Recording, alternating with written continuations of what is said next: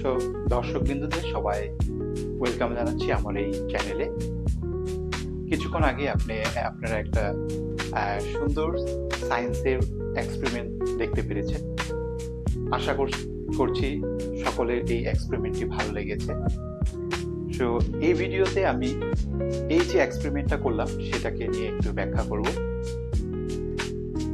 So এখানে আমি কি করেছি, একটা গ্লাস নিয়েছি, একটা বেলুন নিয়েছি।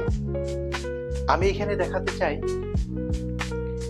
যে বায়ু হাই প্রেসার থেকে লো প্রেসারে কি করে ফ্লো করে, যার জন্য এই এক্সপেরিমেন্টটা করা হলো। আমি একটা কাগজে আগুন ধরিয়েছি, আগুন ধরিয়ে আমি গ্লাসে দিয়েছি।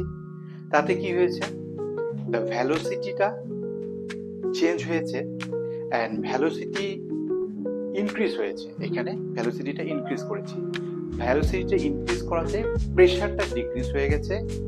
সেটা বলেছে বার্নৌলিস প্রিন্সিপাল। সেখানে বলেছে velocity and pressure is inversely proportional. যদি ভেলোসিটি বাড়ে তবে প্রেসার কমে যাবে।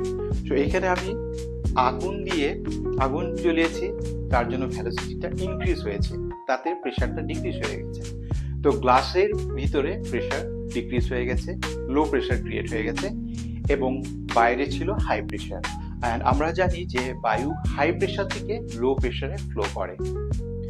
সো যার জন্য এখানে গ্লাসের মাথায় একটা বেলুন রাখাতে যখন বায়ু হাই প্রেসার থেকে, যেটা বাইরে ছিল, লো প্রেসারে ফ্লো করবে, তখন এই বেলুনটা একটা ডিস্টার্ব ক্রিয়েট করছিল।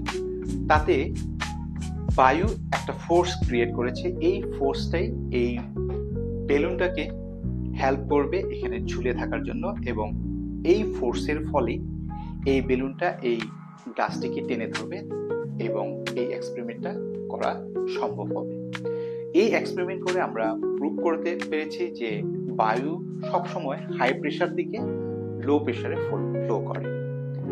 সো আশা করছি এই ভিডিওটি আপনাদের ভালো লেগেছে।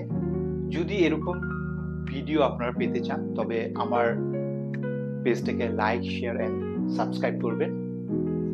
আর একটি নতুন এক্সপেরিমেন্ট নিয়ে আমার নতুন ভিডিওতে। তো এই ভিডিওটি দেখার জন্য সবাইকে অসংখ্য ধন্যবাদ। Thank you.